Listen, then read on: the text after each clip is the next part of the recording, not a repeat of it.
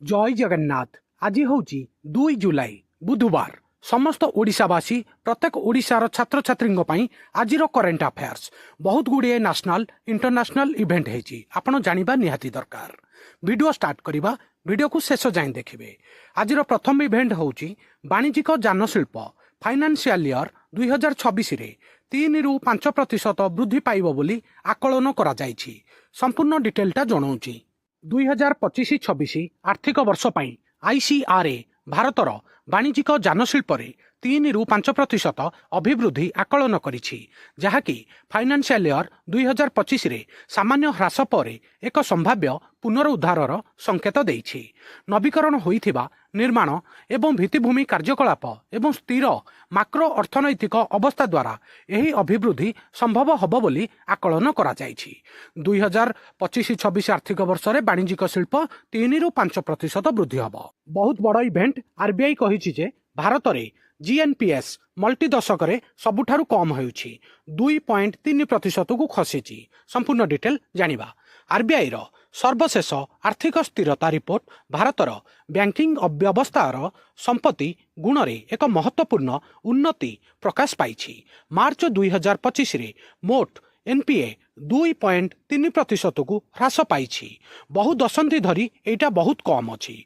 तेबे केंद्रीय बैंक प्रकल्प जहाँ जीएनपीए अनुपात मार्च 2027 सुधा 2.6% को वृद्धि पाइबारे बोली अनुमान करा जायछि। एटा आउ गोटे बड़ इवेंट डिफेन्स डील हेछि। महाराष्ट्र रे रिलायंस इंफ्रा एवं कोस्टल मेकानिक्स प्रतिरक्षा एमआरओ हब लॉन्च हब। ता डिटेल जणाऊँगी। बहुत बड़ इवेंट एटा। रिलायंस इंफ्रास्ट्रक्चर प्रतिरक्षा शाखा रिलायंस डिफेन्स अमेरिकार प्रतिरक्षा संस्था कोस्टल मेकानिक्स सहित महाराष्ट्र रे एमआरओ आरंभ एवं नवीकरण सुविधा पाई हाथ मिलाइछंती। यही पदक्षेप होउछि भारतर पुराना प्रतिरक्षा प्रणाली को पुनर्जीवित करिबा एवं देशर विस्तार प्रतिरक्षा सेवा को वृद्धि करिबा। मने रखिबे वेरी इंपोर्टेंट।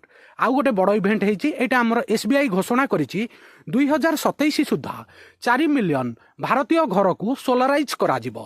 ता डिटेलटा जणाऊँगी। बहुत बड़ इवेंट 70 वर्षर सेवा उत्सव पालन करी state bank of India SBI 2027 सुधा 4 नियुत घरर छात उपरे सौर प्रणाली स्थापन करिया पई एक साहसिक योजना उन्मोचन करिछि। मने रखिबे 2027 सुधा ए प्रोजेक्ट कंप्लीट हबो बोली एसबीआई कहिछि।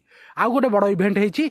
व्यापक अर्थनैतिक सतर्कता मध्यरे शिल्प को बैंक ऋण 4.9%। एटा जानिबा निहाती दरकार। बहुत बड़ इवेंट।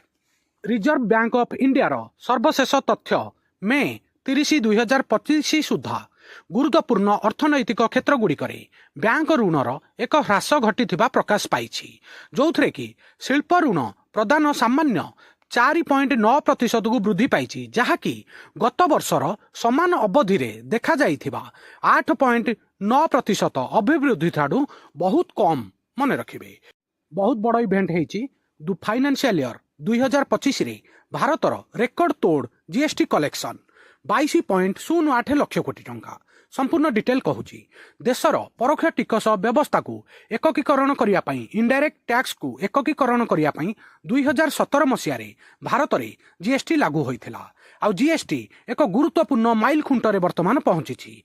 फाइनान्शियल ईयर 2025 रे देश रे सर्वाधिक जीएसटी संग्रह होइछि, जहार मूल्य होछि 22.08 लक्ष कोटी टंका। Record breaking collection हेछि। 5 वर्ष पूर्वे रिपोर्ट होइथिबा तथ्यर ये 2 गुण अटे। आउ गोटे बड़ इवेंट भारतर प्रथम काठ गुरुद्वार खोलिला, जोटा कि पंजाब फाजिलका जिले में। ता डिटेल जणाऊँगी। बहुत बड़ इवेंट निहाती पचरा जिवो आगामी एग्जाम रे। पंजाब फाजिलका रे निर्मित भारतर प्रथम काठ गुरुद्वार, जोटा कि जार ना होची श्री नानक निवास, आध्यात्मिकता स्थापत्य उज्ज्वलता एवं व्यक्तिगत भक्तिर एक चमत्कार मिश्रण। फिनिश देवधर काठरू यह निर्मित। ए गुरुद्वारा फिनिश देवधर काठरू निर्मित होइछि। एसएसपी भूपिंदर सिंह सिंधु मात्र 3 मास मध्यरे ए काठ गुरुद्वार निर्माण करथिले। मने रखिबे फाजिलका जिल्ला रे एटा अवस्थित। आउ गोटे बड़ इवेंट सामुद्रिक संपर्क को मजबूत करबा पई भारत प्रथम एशियन इंडिया क्रूज सलाप आयोजन करिबो। जुलाई 1 2025 रे चेन्नई रे एशियन इंडिया क्रूज संलाप आयोजन करी भारत सामुद्रिक कूटनैतिक स्तर में एक नूतन अध्याय चिन्हित करिछि। रियर एडमिराल भी गणपति मल्टी पुणेर कमांडेंट रूपे नियुक्ति होइछंती। एटा इंडियन नेवी रो बहुत बड़ न्यूज डिटेलटा जणाउछि, बहुत इंपोर्टाट। विभिन्न सामरिक डोमेन रे विशिष्ट सेवा सह भारतीय नौसेनार जड़े वरिष्ठ अधिकारी रियर एडमिराल भी गणपति को मिल्टी पुणेर नूतन कमांडेंट भाव में नियुक्ति करा जाइछि। तांको नेतृत्व एक गुरुत्वपूर्ण महत्व रे पहुंची। मन रखिबे बहुत बड़ इंटरनेशनल इवेंट एटा। सामुद्रिक सुरक्षा बढ़ाइबा पई क्वाड सर्वप्रथम समुद्र पर्यवेक्षक मिशन आरंभ करिछि। ता डिटेल कहूची बहुत बड़ इंपोर्टाट एटा जानिबा निहाती दरकार।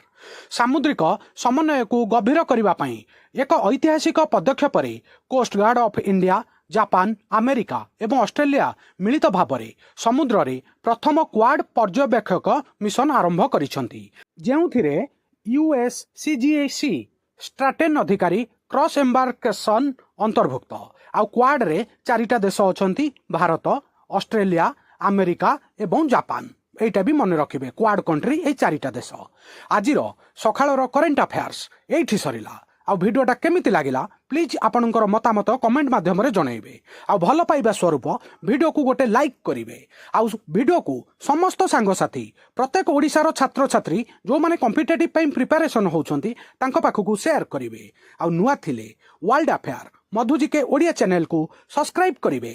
सबुदिन important GK, current affair, sports affair, employment news notification आपनकू एठारे मिली थाए। वीडियो देखिथिबारु बहुत बहुत धन्यवाद। जय जगन्नाथ। वंदे उत्कल जननी।